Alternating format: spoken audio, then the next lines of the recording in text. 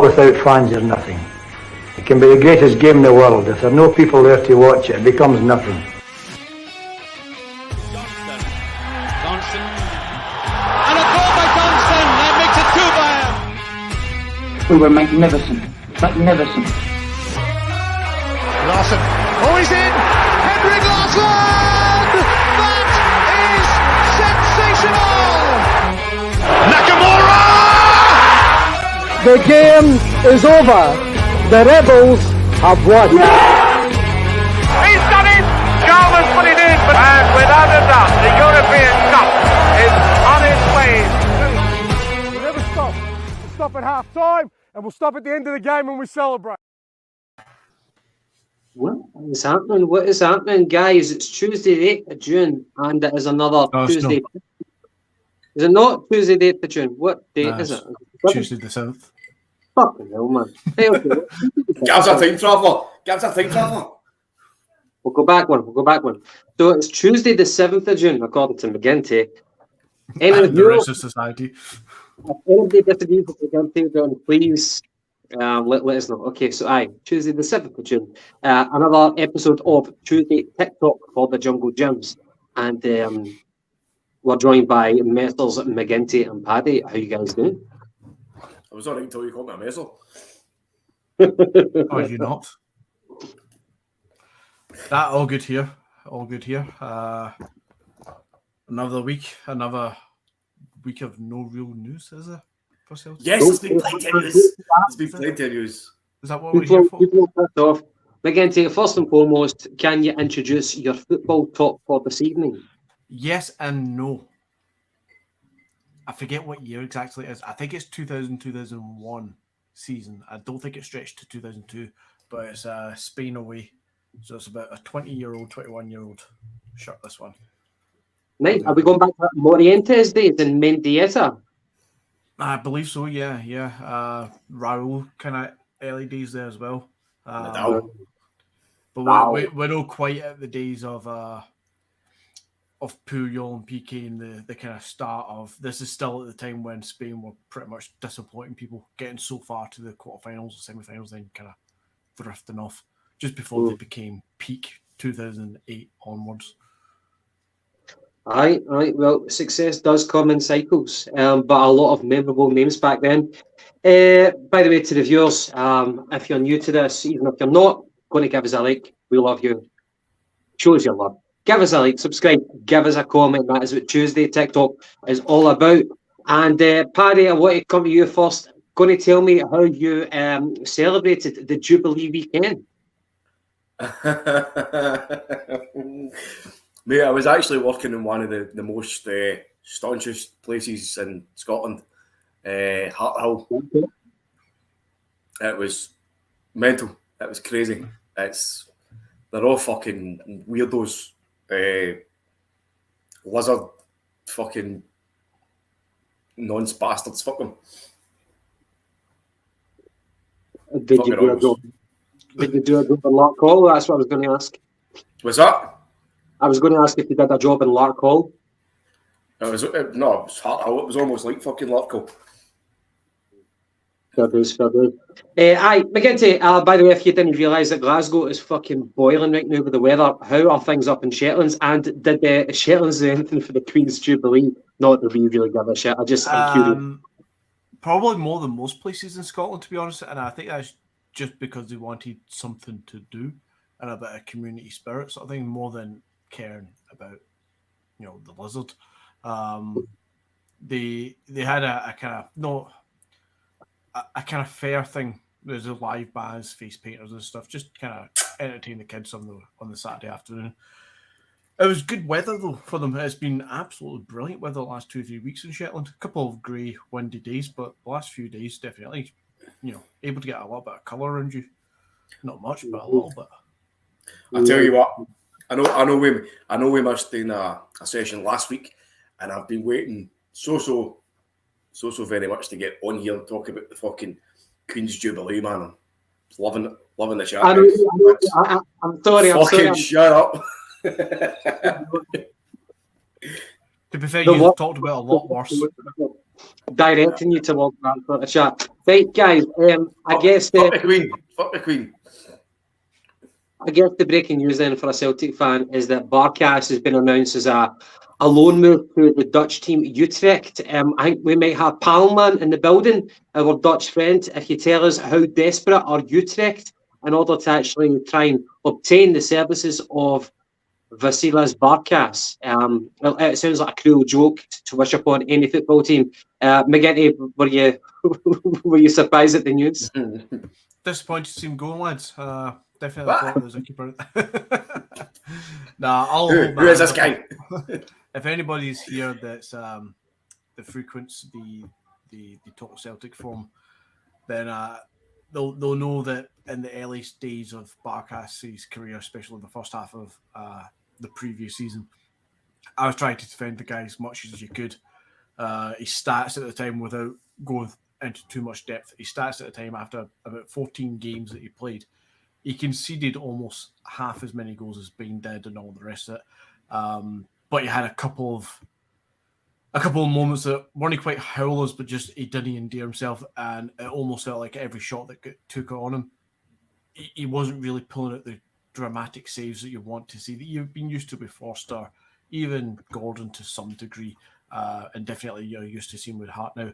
So he got a raw end, I think, of the being the whipping boy last season, especially when you saw at the end of the season, it was a lot more than just the bad goalkeeper. I think there's a keeper in there. Good luck to him at Utrecht, but he's nowhere near Celtic class at this point, so we need to move on 100% for sure. It's better for all of us if he moves on, just tries to get a career elsewhere now. Nice one. Palman, he spoke that the last episode we did, he was going to order a couple of Celtic tops because he's a fan of Jack and Marcus. He's a VVV Venlo fan, and he seems to have received that delivery. So glad the fact that you're now you're thinking team of Celtic now. Enjoy it. I'm glad that your dad is enjoying it as well. You know what that reminds me of though? Just touching on another subject we'll probably get onto later.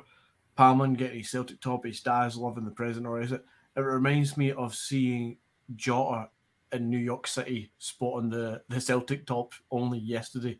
Just mental to see fans from outside of Scotland, outside of the kind of almost Irish-Scottish bubble, just totally buying into the club. Even better, the fact that it's Jota, it pretty much signals that he's going to fucking sign for us.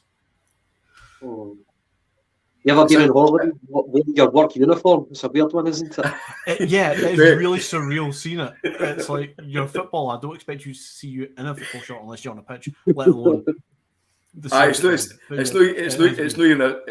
if it was like the club training gear. It was like an actual shot. I want to see if he actually had his name on the back though.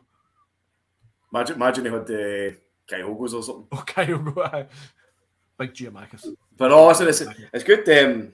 It was good to see that actually. Like, maybe he just loves the tap. You know what I mean? So maybe he loves does the tap, then he must love the pub. So, but he's probably fucking, as you say, mate. He's probably all there fucking schmoozing with the Celtic supporters. Will see him wearing the tap, and they'll just be telling him all good things. You know what I mean? So, hopefully, after all the debacle that happened with the plane ride to Spain, much publicised plane ride, when he gets stuck on the plane with a bunch of fucking morons got to Seville. Hopefully this is a better holiday from, and they'll be telling all good things about Celtic. Do you remember that though? Like, see when you were like a kid, like going on holiday, if you were lucky enough to go abroad on holiday with your family, you'd always represent. You would always wear your Celtic colours.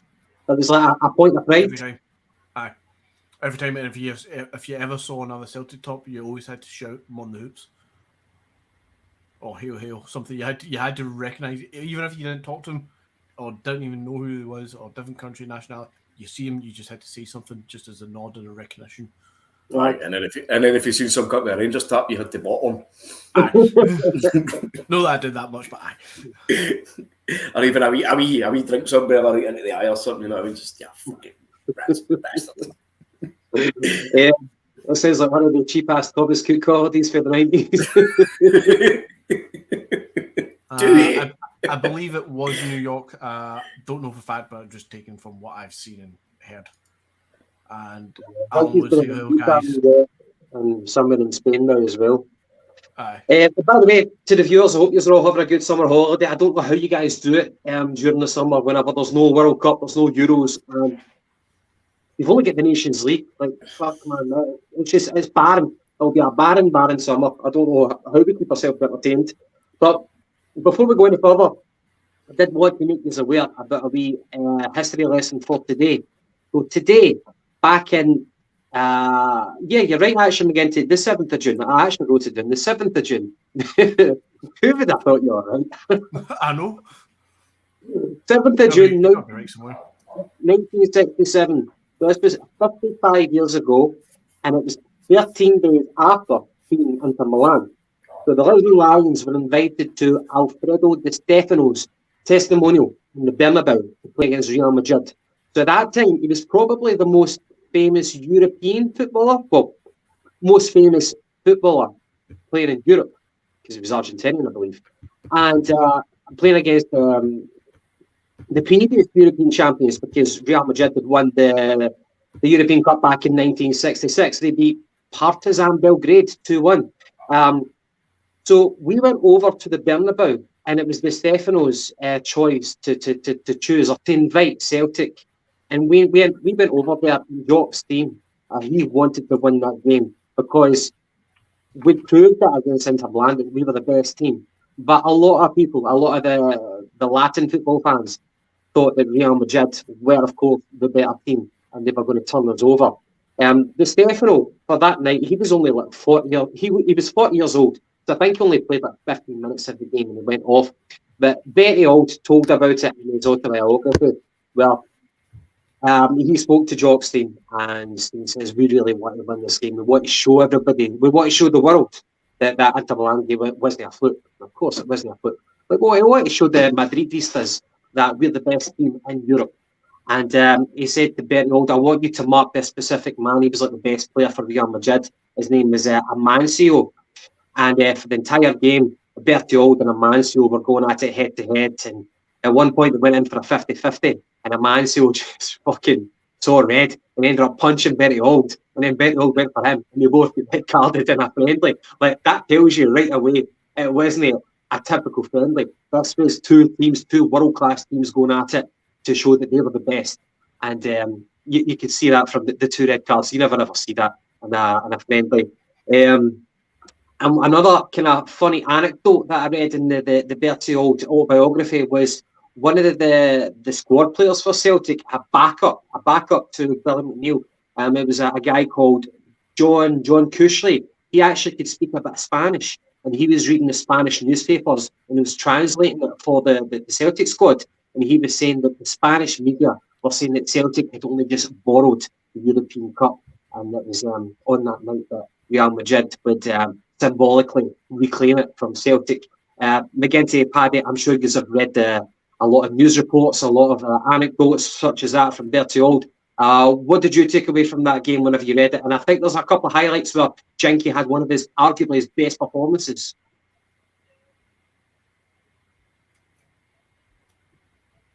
I was going to let Paddy. I mean, I'll remind you all again. I was born in '86. Did I watch that game? No. Have I seen it back? Afraid not. I'll be honest. You must have seen a clip. Did Stefano testimony? No, I've no. I'll be honest.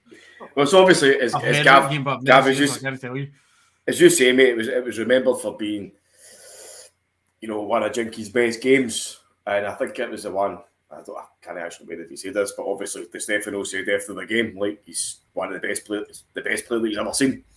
So just some of the things that he was doing at that time on the videos that we watched, it was top notch. So good to put ourselves on the map again against the fucking the white shite of Spain, the fucking royal bastards. Imagine buying a football top for Real Madrid, like. Shameless. Shameless. And by the way, to anyone who has never heard about that game, Celtic won that game 1-0. It was Jinky Johnson. He set up Bobby Lennox, who scored that only goal. So a brilliant part of Celtic history. Right. Apart from that, guys, what's the comments we've got? And I was kind of talking whenever you were flash up in the comments, anything noteworthy. I hope everybody's doing well. And of course, give us a like, hit that thumbs up. We've got no idea how much it means to us. Where are we right now in the subscribers? We're about 700 odd. Oh, we not touched 800 yet. Hopefully we can get to 800 by Let's have a gander. start of the season. Frank Kennedy, McGinty from the Shetlands. I think he's going to heckle you probably. It shows how worldwide our support is with our Shetlands. By the way. Yeah. Shetlands born and bred, mate. It's quite weird that, because I've got somebody 2 doors down for me that's Shetlands born and bred. I'm no. Again, fucking look like it with that fucking farmer's beard. Glasgow, mate. Even with the daft haircut right now, which I desperately need a haircut.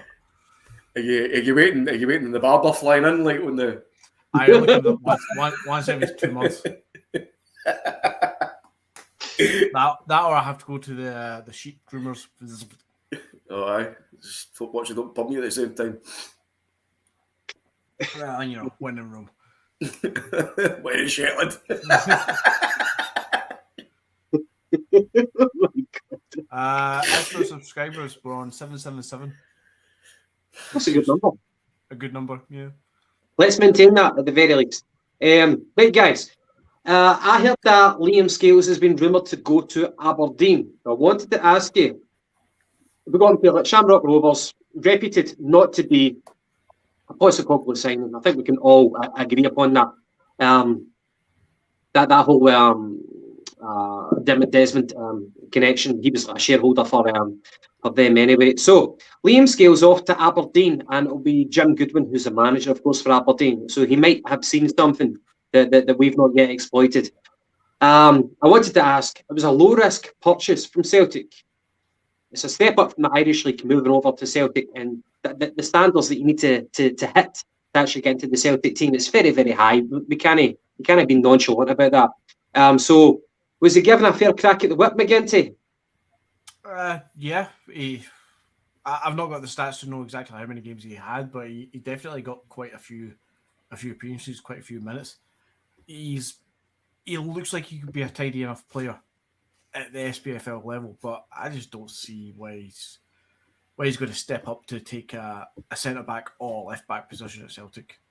So on he goes. Paddy, 23 going on 24, I believe. He's no a young prospect. So, well, again, like I don't think we could read too much into his age, because he was a university football player. So obviously he was doing his degree and playing for the uni team at the same time. But I think he was scouted by a few teams in England. I'm not quite sure which ones, but I do know there was interest for England. And what I do know is that before he signed for Celtic, Jim Goodwin did try to sign him for the buddies and couldn't pay the 250 grand, the transfer fee that Shamrock Rovers wanted. So, has he been given a fair crack at the whip? I'd probably say no. But he's been given a year at Celtic. He's been given a few games, which I think he's done reasonably well in a couple of them. One or two, he's maybe been no the greatest, but certainly no terrible. But I think maybe what he's shown in training, his level of quality, when he's finally in with the squad, if he's going to leave, then he's clearly not up to Angie's standards, and I don't think that's anything kind of too negative towards the guy. Maybe Ange just wants to bring in another quality left back and needs to get rid of somebody in the numbers. I don't know, but he came in and I think he took, what did he take? Number 5 jersey, wasn't it? So it was quite a big jersey to take for a guy who was 22, 23. I figured that was kind of symbolising that it might have been an Ange signing to allow him to take such a, I was going to say a high number, but obviously it's a low number, but you know what I mean, a first team squad number kind of almost signalled you're going to be in the match day squad at least. But he fell out of the way quite a bit. I think he got a little bit of a chance at the start, as most people did. But once the team got settled, he really didn't get much more running. Nobody really did, especially in the back line. You even look at Welsh, he got kind of pushed to the back a wee bit in favour of just keeping that partnership between Starfelt and Vickers, which worked out brilliantly for us in the end.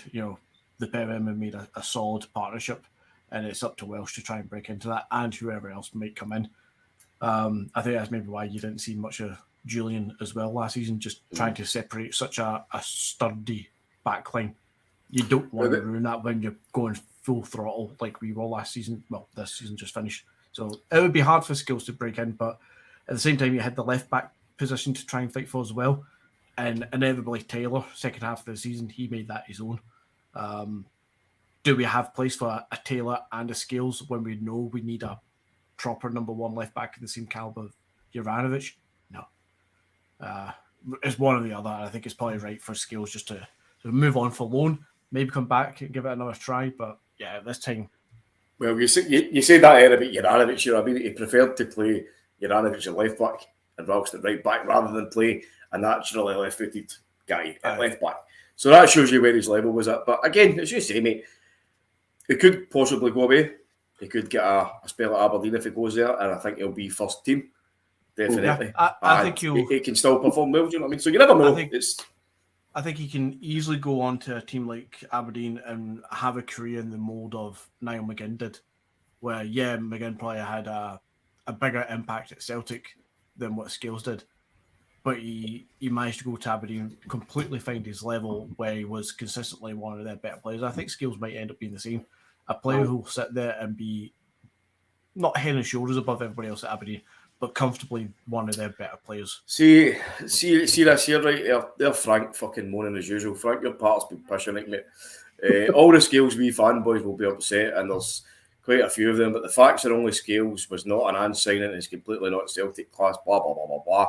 Right, see what this not an Ange signing, right? Joe Hart wasn't an Ange signing. He was already fucking lined up to come in. So, no everybody that has come in and done well has been an Ange signing. So, it doesn't fucking matter who signed him. The guy's good enough, he's good enough. If he's not good enough, he's not. So, this guy hasn't showed it yet. He still could, but he's not done it. So, off we go. I can't get where you're going with that, Paddy, but at the same time, I think you have to admit that, Hart, even Carter Vickers, we chased him the year before. Scales, they're not Ange signings, but clearly Carter Vickers and Hart have something above and beyond what Scales has that actually elevates them into being that team. I think Scales comes into the signing of, he's not an Ange signing the same way that Boston Lowell's not an Ange signing. What's your boy Shaw, not an Ange signing, but they've been brought in as almost fringe players to see what they can do.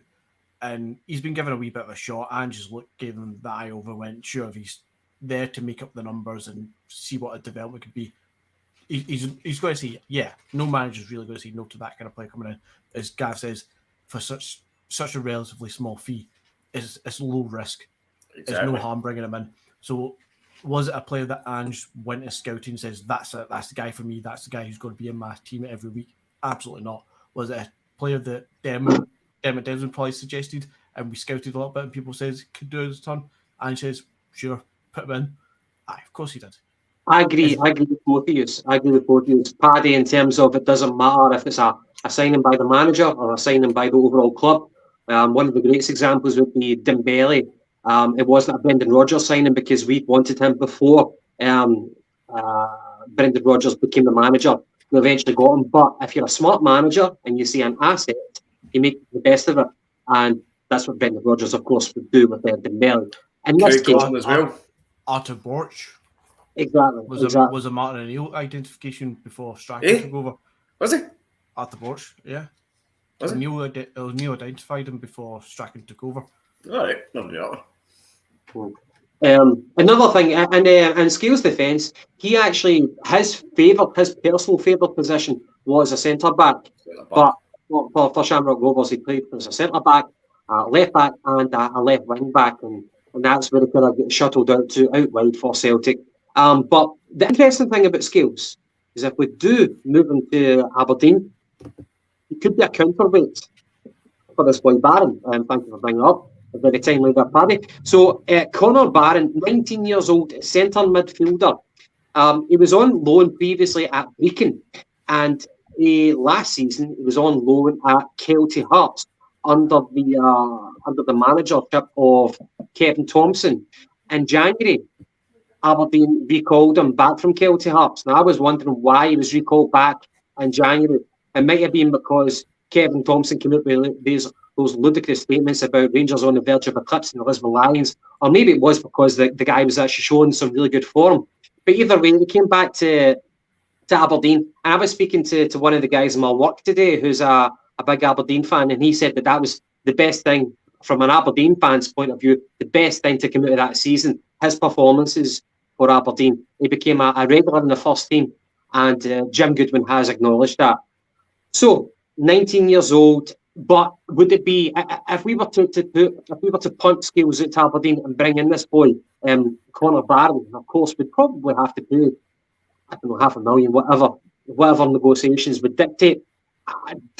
Would you still think that this boy would be a project type of player for Celtic? He's not going to walk into the team, especially when you've got people like O'Reilly who's already there, and he'll be looking to cement his centre midfield position next season. So, on one hand, I see the advantage for Celtic, but on the other hand, I feel, are we stunting a player's growth, a player's development by doing that sort of thing? McGinty, Paddy, any thoughts on that? We've lost Beaton, and if I check my notes properly here, because I like to keep notes sometimes, we've also lost Henderson, who's going to Hibs, and Luke O'Connell and Beaton have obviously both left the club as well now. Both been Kill McEnroy as well. I know that's not McEnroy, a big yeah. name. It's not all midfielder. In the sense of Connell and Henderson, those two that are the fringe of the fringe, if that's a possible phrase to use, is this guy going to come in and be better than that? Arguably, yeah, because he's shown some good performances at the Sheep. Is he going to be the caliber of midfielder that we need? I mean, we're surely looking for a kind of defensive midfielder that is stronger and more imposing on the game than what Neil Beaton was. So hopefully this isn't. You guys think he looks like kind of Barry Bannon type stature? So that's what I mean. So he's not going to be that midfielder, and that's the only midfielder I care about. Obviously, keeping the likes of Hatate, Turnbull, McGregor, O'Reilly.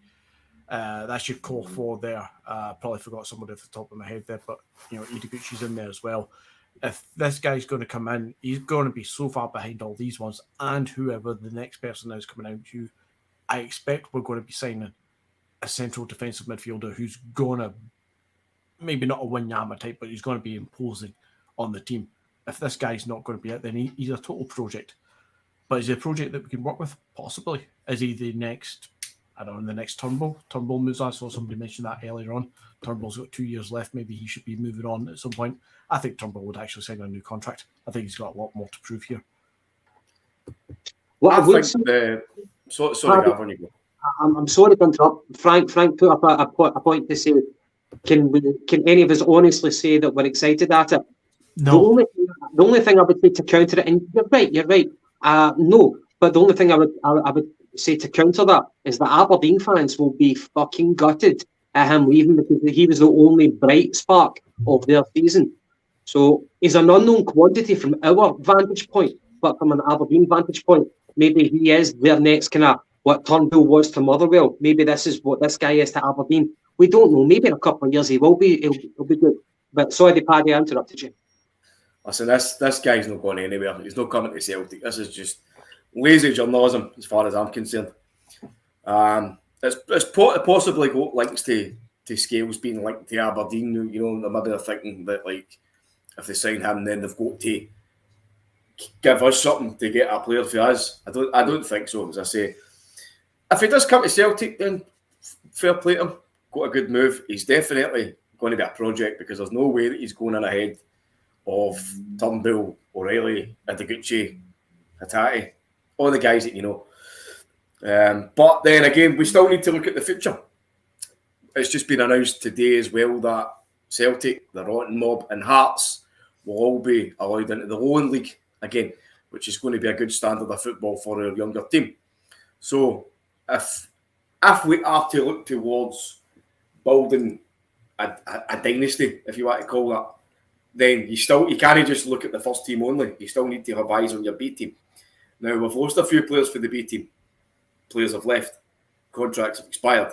We possibly need to replace them. So if we're looking at guys like Barron, who at 19 has just had a decent, very good second half for Aberdeen, to come in and go and play in the B team, go and play in the lower league. You've also got guys like Scott Robertson to come back. You know what I mean? So it's obviously hypothetical, but do you know what I mean? It's no a horrendous thing to hear, like that we're looking for a young 19-year-old Scottish lad, because the way it stands now, we're still going to have to comply with the fucking Brexit shite, you know what I mean, of having so many homegrown players. So we need to keep an eye on it, and we still need to produce decent Scottish players. So as long as we're doing the right thing and we're clearing out all the deadwood in the first team, and if Ange says so, then we're moving on guys who possibly were on the fringes, who could have come in, but we don't have time because he's told us that we want to get bigger and better. Then let guys like Liam Scales go. Let guys like Uragide go. Shaw, whoever it may be. You said Taylor earlier on, McGinty. Taylor was the first choice left back for the second half of the season, but I think we could still do better. I think we could still get somebody to challenge him. So we always need to bring it to better quality. You know what I mean? For me, let's take the full-back positions. I was going to mention stuff about the Barron guy there, but I think we've touched enough on that one. Let's look at what we've got. So if you take the full-back positions and you look to build for the next season to be bigger and better, but also at the same time to develop some sort of progress of the team, so you're looking forward to the next 2-3 years, with all due respect. What do we have there?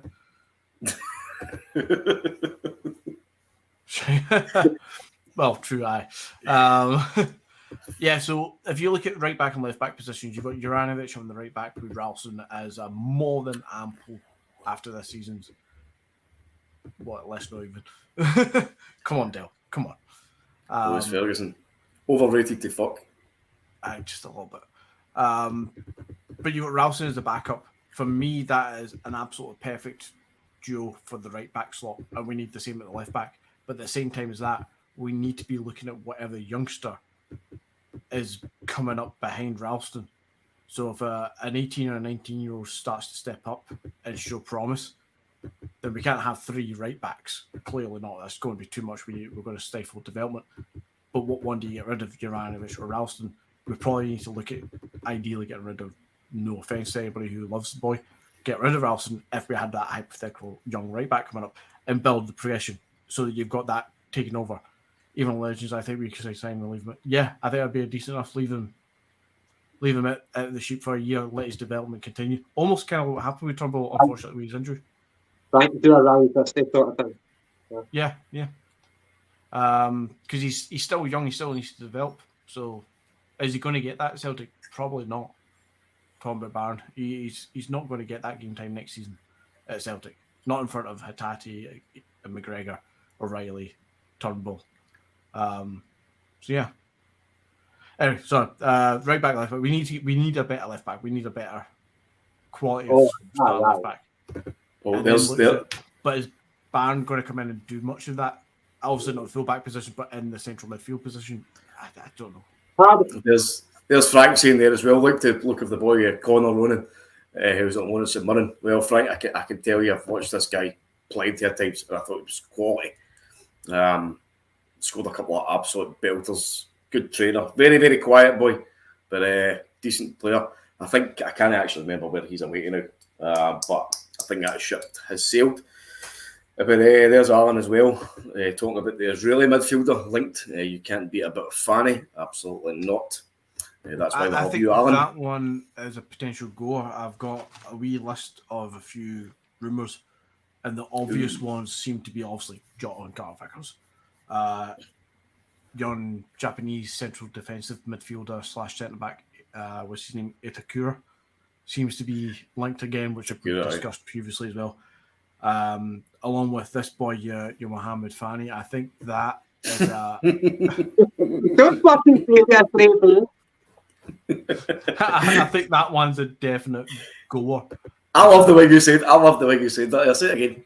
What's his name again? Fanny. Oh, say it again. Thrice. You're a weird man. Stroke your beard and say it again. Go. My Fanny. Oh. Right, that's enough of that. I think he's definitely a goer for the replacement of Neil Beaton. He seems to be a bit more dogged. If I'm getting this right, this is a guy, if I'm right in saying, or am I confusing my rumours up?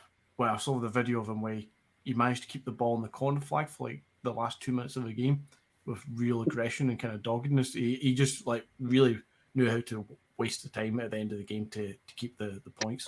That sounds pure weird. Are we talking about videos of Fanny here? A what? Are we talking about videos of Fanny here? Aye.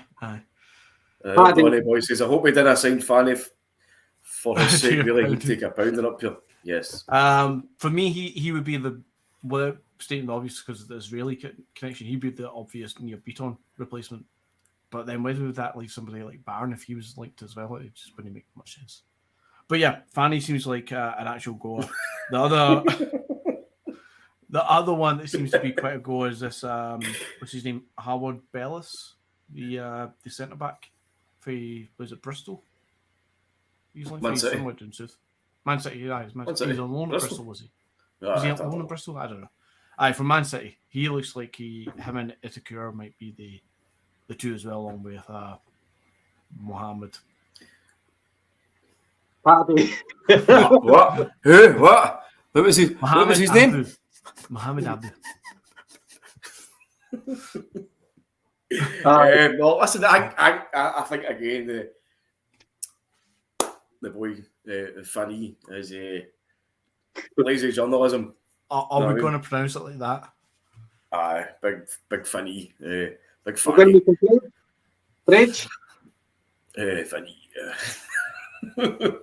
Aye, I think it was. I think that was just again fucking lazy journalism, probably. But who's the boy? Can I ask why you think it's lazy journalism?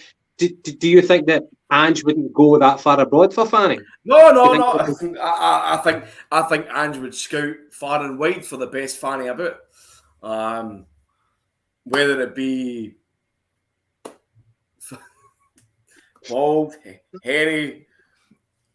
It's clearly, if it is lazy journalism, it's clearly lazy journalism because the Israeli connection that we've weirdly had over the last few years with Dahas and stuff.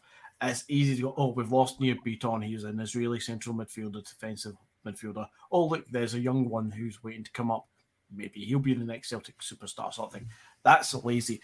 But that said, the clip that I've seen, if it's the right one, if it's the right player that I've seen, I would take him. But he's not looking to me like the imposing central midfielder that I think we want and need. He's quite short, yeah. Maybe not that short, but he's small in frame and stature. He's not a powerful, dominant, but he might be a wee ankle biter sort of thing. Is he a bit agreeable?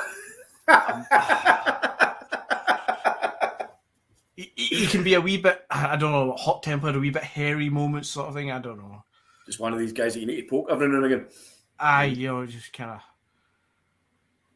Can we move on? we should. I don't know how the viewers are feeling with this. I'm having the time of our life right now. Right, okay. Guys, I wanted to ask you, do you feel that there's a creative void in the midfield after Rogic is left? And I'm not even just going to say creative. Especially back on the thing. Keep Forrest away from Fanny. We'll make him look bad. Aye, man. Aye. It's comedy central, man. And it would be if it's Here's Alan says he's a box-to-box midfielder. You can tell that it's a silly season, isn't it? It's the end of the season. It's mid fucking transfer rumours, fucking stupid. We're allowed. That's what I was going to say. See the big boy Itakura. I was reading a bit about him, and obviously he was on loan at Schalke. and the Schalke fans are absolutely gutted beyond fucking comprehension that they can't afford to pay the $6 million to keep him because he's been immense. He's only, 21, 22, I think. Something like that. Big Japanese centre back. I think that's the type of guy that we really should be buying as our third choice centre back. A young guy that's rare and ready to go into the team. Carter Vickers, Starfelt. That's obviously if we still end up with Starfelt and Vickers, who would start off. But I'll be with those four, and knowing that you had Hussein Lawal as a almost fifth choice, I would be very happy with that going into next season as you sit back. I would have him ahead of Welsh. I get the feeling that, mine last season, Itakura, he was heavily linked with us as well last season, and then we ended up with Kyogo, and then obviously in January we get the other three boys. I believe he's on international duty just now with Maeda and Kyogo. And Kyogo as well. Did you see Kyogo's tackle on Neymar yesterday? I didn't see it, but I saw the picture. Oh, I love it. Sorry to interrupt me. I just thought I'd throw it. It done him a peach. Good. Itakura played for Japan against Brazil. They get beat 1-0, and that was in Japan. So Kyogo played and Maeda came on for Kyogo, but Itakura played for the full 90 minutes, I believe. I have heard that Ange has already managed Itakura in Japan, and he's part of the because he's a Man City player on loan, or formerly on loan at Schalke. There's that connection again with our Lowell's son. What's his name? Michael Lowell. Mark Lowell. So obviously there's that Man City connection. Do you know what his middle name is? Fanny, aye. Aye, so there's that connection anyway. But it depends on his ambition. I'm also really surprised that Schalke getting promoted to the Bundesliga can't fucking afford $6 million. It's mental, isn't it? And that kind of helps understand the gulf and difference between the finances. Even if you look at the Bundesliga, and the Bundesliga is still top 4 league in Europe, and Bayern Munich, all the riches in the world that they can have. Dortmund, quite a rich team as well, but not quite there as Bayern Munich's level. Leverkusen and that are probably just kind of in amongst the Dortmund. But after that, the drop-off is phenomenal, and especially once you go down to Bundesliga 2. And I think Schalke were only there for 1 year, yet they can't afford a £6 million signing. Who you'd have to assume his wage demands aren't going to be that astronomical, or else we wouldn't be entertaining the notion of signing him. But it just shows you the difference in wealth that the top end of the Bundesliga to the bottom half, if not Bundesliga 2, is massive, and probably puts in a picture where we are as a club in relation to that. And remember, the Italian club are probably a lot bit more off and well funded than the mid-table Bundesliga clubs, and again Spain and England much more wealthier, where we've little chances of snapping up quite a few of these guys. But if we got an opportunity of getting Itakura, who I believe would have been a hot signing last season, but I'd like to think now, maybe had doubts last year, but now that we've had Anjin, the experience, the Japanese boys around, they'll be in his ear over in the international future. I think that might just be enough for him to say, actually, something's happening here. Let's go for it. See, if we were to sign Vickers, now I know obviously the reports are saying somewhere between 6 million, 10 million. Do you honestly think that we're going to go out and spend another 6 million on Itakura? I don't. So I think what we would do there, as if we were actually properly gone from, would be to put another loan. Would be to bring Vickers in on a permanent transfer, say the 6 million, right? Hypothetical £6 million. Get Itakura in, because we've obviously got the links of Ange, the Japan kind of connection, as well as the Mark Lowell connection, because he's going to be going back to Man City. So why not even try and get him back in on loan, and then we can buy him again next year and just keep repeating what we've done with Vickers and Jota. See, it keeps the balance sheet down, because that's why we done it with Maeda. Was brought him on. I'm happy. I would be happy with that if it means. I know some fans don't like having an abundance of loan players on, because they know why develop somebody else's plays on that. But see if you can get a loan player in like that at a good age, young 20s with that option to buy. It's a taster, it's a trial, and throw the money down the line and fix it late, almost like fund it later on. Why not? Carter Vickers in now, Itakura on loan, do the £6 million deal next season as well. That's your 3 or 4 centre backs. You're waiting for Lowell and Welsh to develop up to it. At that point, you could potentially have sold Carter Vickers. If Welsh or Lowell stepped up and Itakura stepped up for next season, you make your money back, sort of thing. It's all about, I dare say, wheeling and dealing, but it's planning for the future while at the same time having the core squad now and not waiting for the core squad to be ripped apart and then chase after guys like Itakura if that's who we choose to go for. Well, here's a question for you two guys, right? And I'll ask Gav first because obviously he answers all the questions. What is your realistic expectations for the start of the transfer window, which Alan Woods tells us opens on Friday? Now, I think Andrew's back for his holiday either at the start of this week or the end of last week. So I'm imagining that things are going to happen pretty fast for a couple of things that I've been told. So again, Gav, just yourself first. What would your realistic expectations be of the next transfer window when it opens? What do you think that we will do, and what do you think? How do you think that will tie in with what you want? Well, obviously you're hoping for the good news of Jota and Cameron Carter-Vickers. So if we put that aside, the point you raised is a good point about Itakura loan with option to buy. That'd be if Heineken did loan signings, that'd be Karlsberg did loan signings. That's what you'd expect. But if you put aside Cameron Carter-Vickers and Jota, I think the position on everybody's lips is left back. We need proper competition for Greg Taylor. So you want to go for a left back, but it's my button settled down.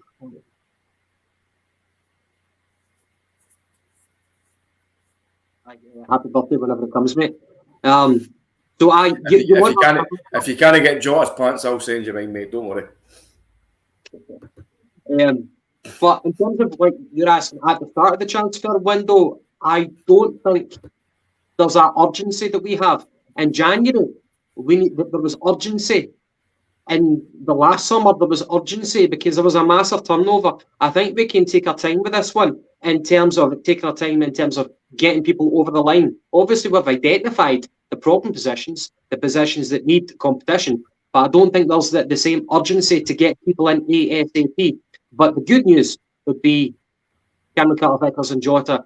That would be the good news to get everybody on board and to buy the shots whenever they get released. To kind of ride that wave of euphoria. But those two people at the start, that's the people that I would want most first and foremost here.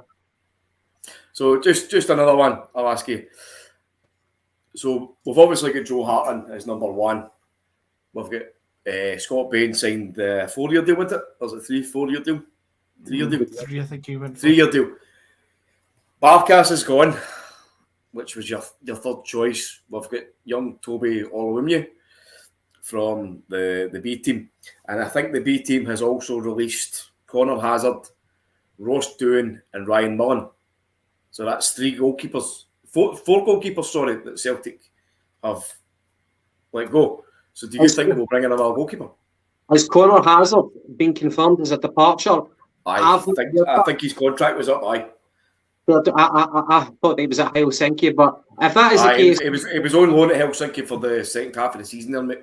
But the one thing I'll say then is this boy, Toby Oluwumye, I'm not great at pronouncing his surname, but a lot of people are talking about him. If we've earmarked him as a future goalkeeper for Celtic to come through the youths, why would you buy another goalkeeper? So then you would have Joe Hart, Bain, a new arrival, and then Toby below that. That would hamper his development. So if Toby has been earmarked as a future Celtic goalkeeper, then you don't do that. However, I'm not too sure how good this boy Toby is. All I've seen is one game for the Celtic B team. Apart from that, his actual height. His height looks more like a kind of Shea Gavin height. I'm not writing off that. What I will say is you need to be an exceptional goalkeeper if you're not very, very tall. That's all I'm saying. I think you're probably about right. And if we've let go all those other keepers and we've signed Bain on that 3-year deal, I don't see us bringing in another goalkeeper. If we've truly earmarked Toby as stepping up and being given an opportunity, then signing another goalkeeper makes absolutely zero sense. It puts a roadblock into him getting any sort of game time. It makes some sense that Bain's been kept on for a bit longer as the emergency backup. Joe Hart gets injured for 3 months. Scott Bain steps in. Maybe not Toby at that time, but Scott Bain steps in. But you'd like to think Toby's going to get some appearances. Start of the season, end of the season, maybe a couple of cup games or something. Something to, or on the bench a few times, just get him in and around and get him prepared to step up at some point. Another goalkeeper in there would just hamper that. And you've got two, well, you'd have a second choice goalkeeper signing now who would want to try and play football, whereas you've already got Bain who's probably content as just being the emergency backup at this stage and allowing Toby to step out. It would just seem a bit daft to sign somebody else at this point, unless we've decided Toby is not the one, at which point, again, it still makes no sense to have signed Bain on a 3-year deal because you would still be looking at surely somebody younger to be coming in and progressing a la Fraser Forster when he first came in. But again, like we're talking about earlier on about the kind of the homegrown players rule. Scott Bain being on the bench, he knows he's a player that will sit on the bench at Celtic for the rest of his career. Maybe play 1 or 2 games every fucking 7 months. You know what I mean? He's there. He qualifies as that box ticking exercise. Because he's never going to come in and be number 1, is he? Do you know what I mean? So he's going to be like another fucking what's that guy that ended up in Man City? Richard Wright. You know what I mean? He sat in Man City's bench for about 6 years, doing nothing. I think Bain's just to tick that box of being an English player. You know what I mean? So that can be. I think Bain's definitely going to be that. I think that's possibly why we renewed James Forrest's contract as well. We're going to be somewhat short on people who will make that kind of 8 players who have played or been trained in the nation for 3 years sort of thing rule for youth competitions. And I don't mean that to downplay Forrest's achievements at Celtic or his ability. I think he's a phenomenal player, but he's not the future Leo Abada is in that position. But I think like him, like Bain, they are ticking that box. We need at least 8 of these guys. And if you're going to have them, you may as well have somebody who's been around the block and knows what they're doing and not, 17, 18, 19-year-old youngsters who haven't kicked a ball for us yet. Yep. And there's Frank kind of on the same ballpark as you. We need 6 oven-ready, already proven, walk straight into the first team players, guys who are at the very least are able to hold their own in the Champions League, as we are woefully backing right now. Always the bearer of positivity, Frank. But you've got a point, mate. But Big Ange did say we're going to be back bigger and better next season. So I can't imagine us getting into the Champions League with guys like Connor Barron, for example, hypothetically, and fucking whoever else it may be coming into the team. As I said before the season finished to you guys, the timing of the Mark Lawwell announcement coming in as the chief of transfers or whatever the fuck his contract, his role is, I can't mind. He's obviously already been working behind the scenes with Ange, and he said he more or less hinted at himself. He says, I've been working with this guy for years at Yokohama Marinos through the City Group, blah blah blah. So, does anybody really think that they've not done any kind of deals on paper? Exactly. You know what I mean? He's not just had a phone call and says, "Oh, by the way, do you want to come to Celtic?" I ain't bother. No, this has been in the working for a long time, and it was announced. Which brings you back to guys like Itakura. And the other one was his Hartwood Bellis. These are names. Are we going to sign 2 centre backs in Itakura and Hartwood Bellis? No, we're going to sign one of them at best. But it brings that back to the Mark Lawwell connection. They've obviously going to have something. They've worked together before. They know the team. They know who to go chase. Sign a goon. He just sits and giggles. But I think we're in a good place going forward. We've lost a few players in the likes of Henderson, Beaton, Roderick, Connell, Barkas just moved out. But I don't think, aside from the 2 midfielders, I don't think we'll lose any great depth but we need to add to what the core. I think I saw a stat, not a stat, but a number earlier on today, actually, that we actually only had about 19 core players from last season that just finished that played the bulk of the games or rotated in. It was really much a very familiar lineup throughout the season. I think we saw definitely in the kind of December games, we were starting to toil a wee bit with injuries and stuff and starting to look a bit threadbare.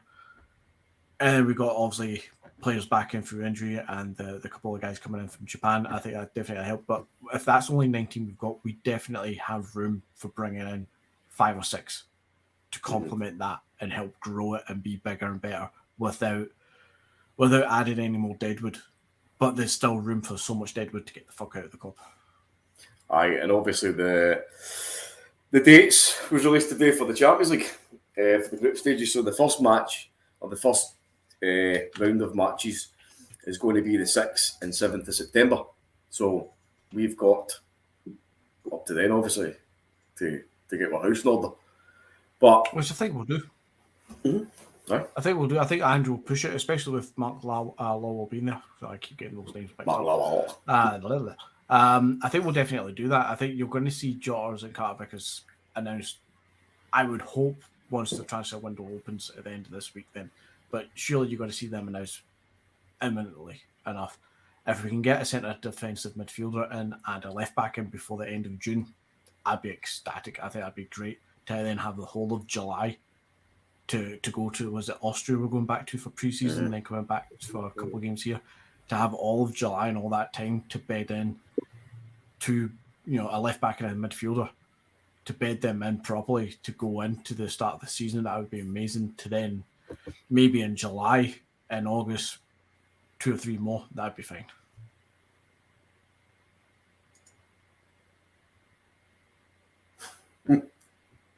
On you go, Gav. No, do you know why? Address the man's point, no. I'll say, right, Doctor. Obviously, I don't know if maybe some people don't understand what a goon is. It's the guy that breaks up the playing ice hockey. Just a big horrible bastard with no teeth. Yes, I totally agree with that, mate. We definitely need some sort of enforcer. Right, okay. Is that, see, the term goon, is that like a well-known term? Because I never knew exactly what he meant by that. I thought. Oh, right, sorry. No, it's a kind of role in an ice hockey team. And it's basically it's basically the guy that they actually send on to go and punch fuck at you. The other goon in the team. The guy that just runs about and fucking. You need somebody who's just going to kick the crap out of somebody. Or somebody who's just going to barge in and be the muscle. By the way, what I would say is that question probably wouldn't get raised prior to Lundstrom having the better of Celtic in the past couple of Celtic and Rangers games. Whether you want to admit it or not, he has had impressionable performances. And I don't think I would have raised that point beforehand. And by the way, I'm not against it. I think for a midfield to operate fluently, you need players who can play the ball and players who can protect. I think the older footballing term for it would be a water carrier midfielder, somebody who's just going to sit back and kind of soak everything up and carry the game forward when they have to kind of pass the ball on to the creative guys as you go forward. Do you remember that, McGinty? Do you remember the first player who was ever dubbed the water carrier? Was it Essien? Aaron Fletcher? Nope. No. Was it Essien? Nope. You're on the right tracks there, though. Was it earlier? Not Deschamps. Yes, that's it, mate. Deschamps. Yep. Essien was the new Deschamps. That's what it was. Yeah. Aye. Anyway. I'd be open for it because I don't think we've got many players who could actually do that role. Ideguchi, maybe he can, but from what I've seen of him, Ideguchi is not up to scratch. Unless he pulls out a fucking samurai sword, then no, Gav, he's not doing it. Looks like he could. Aye, that tied back him, and he looks like he could be in the Yakuza. It's like riding on. I think it's a fair question.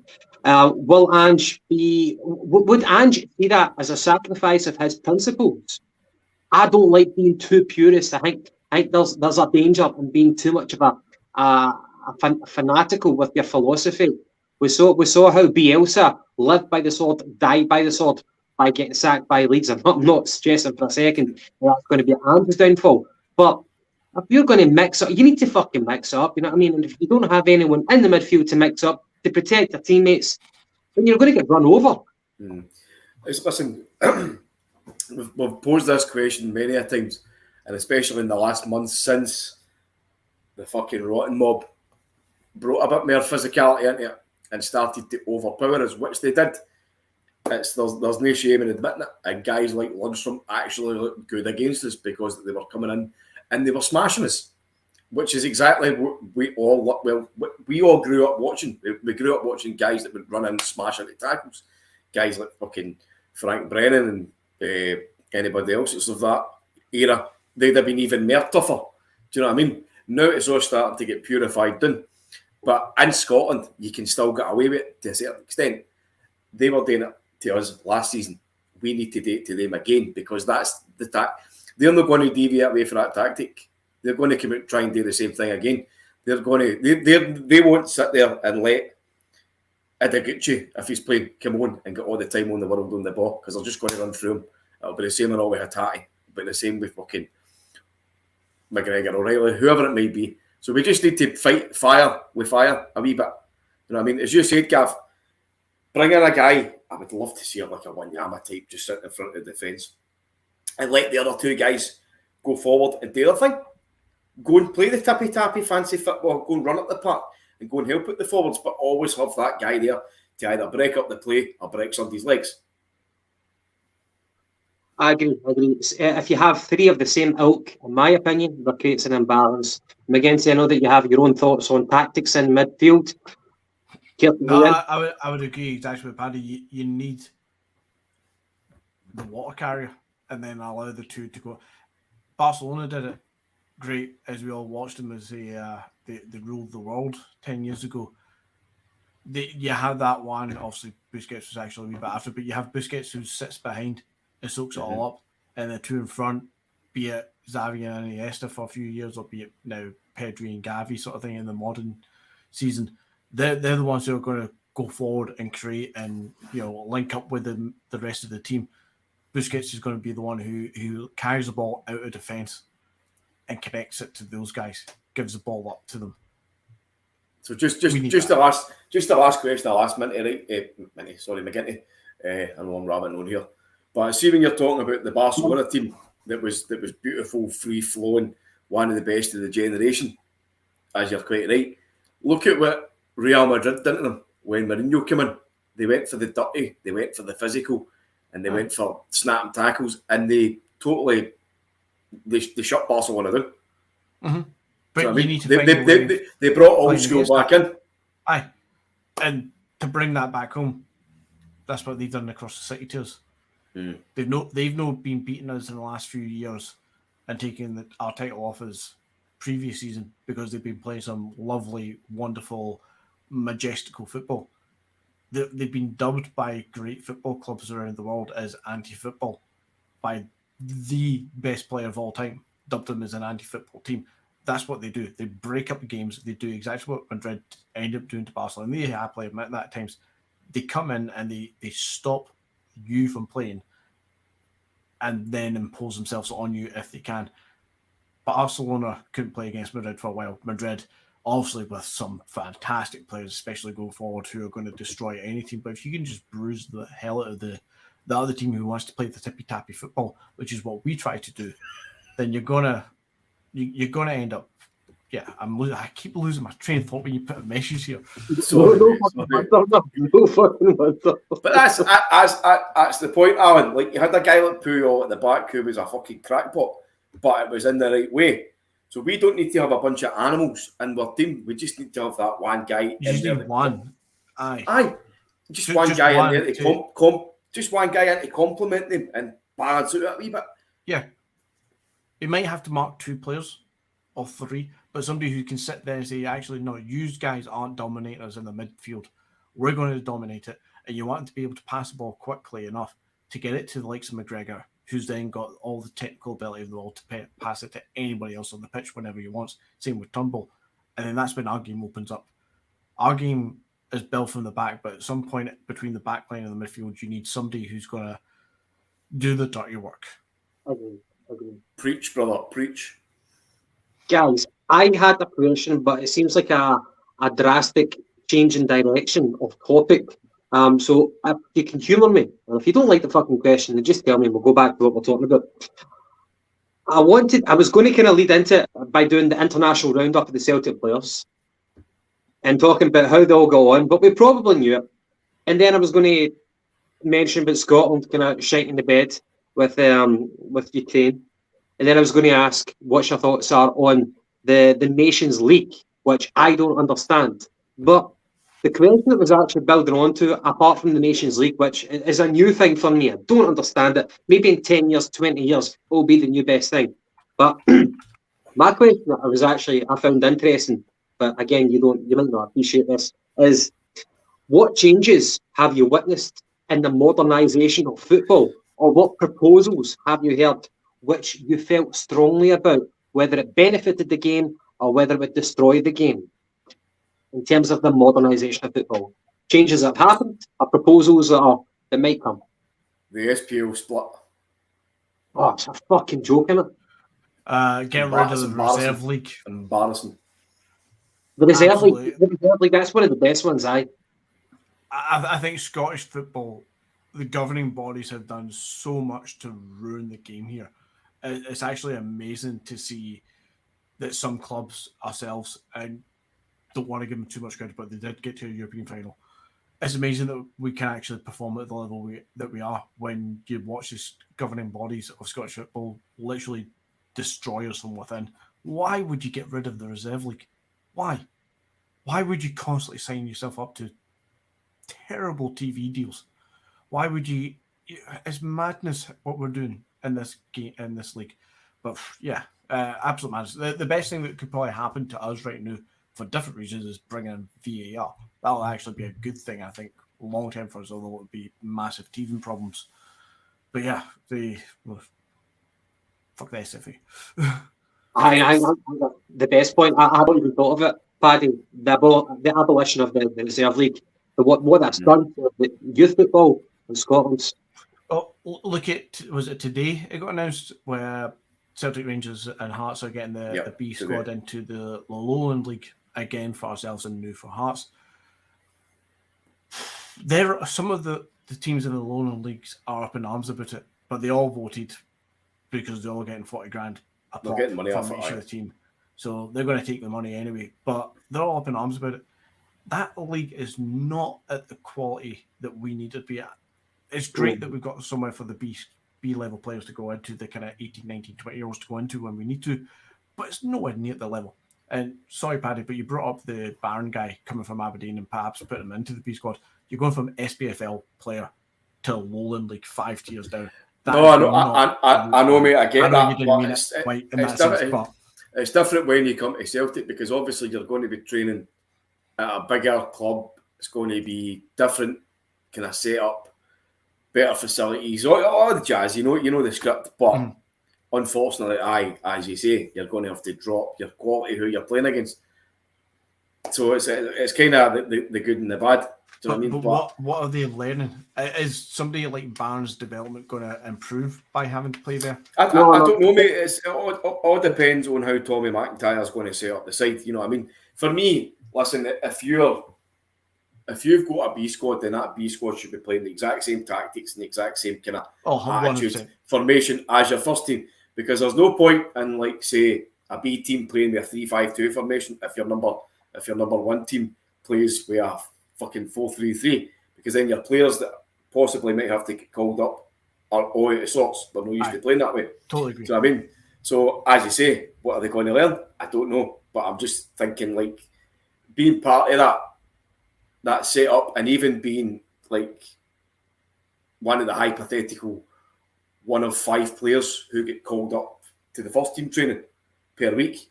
And the rotation, when we spoke about that, that's what we would like to see. We'd be like a handful to get picked every week and just changed up and see how they can interact with the senior players.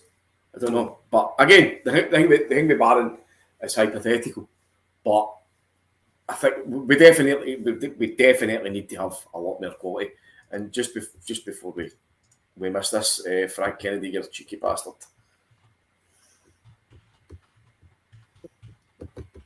I was going to say that the best thing to happen to football in my lifetime would be the pass back rule. I can't imagine what football was like beforehand. I've watched games of it, and I think it's dreadfully defensive, horrible. It's whenever you shout yourself, you pass it back to the goalkeeper, they pick it up, and there's no threat anymore. But I think the pass back rule is probably one of the best rules to ever modernise football. But Woodsy, earlier on, you said about the VAR. I think as VAR is football was heading in that direction. Rugby already does it. Tennis does it in terms of the kind of the challenge system that they've got. Football is going to follow suit, and by God, Scottish football have to follow suit with the rest of the world. So we're going to see VAR in effect in Scottish football after the Qatar World Cup. So that'll be a weird experience, but it'll be one of those kind of modernisations in football that we don't have a choice in. We don't really have a say in.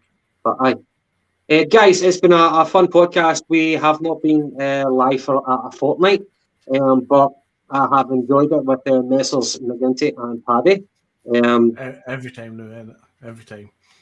Indeed. Hopefully when we come back next Tuesday, we'll have something positive to talk about in terms of transfers. If the transfer window does open this week, you know, He's open. The Friday, which the club generally do announce a few signings, don't they, on the Friday? Aye, seems to be a Friday thing, aye. You're cute. For the stock market, you see.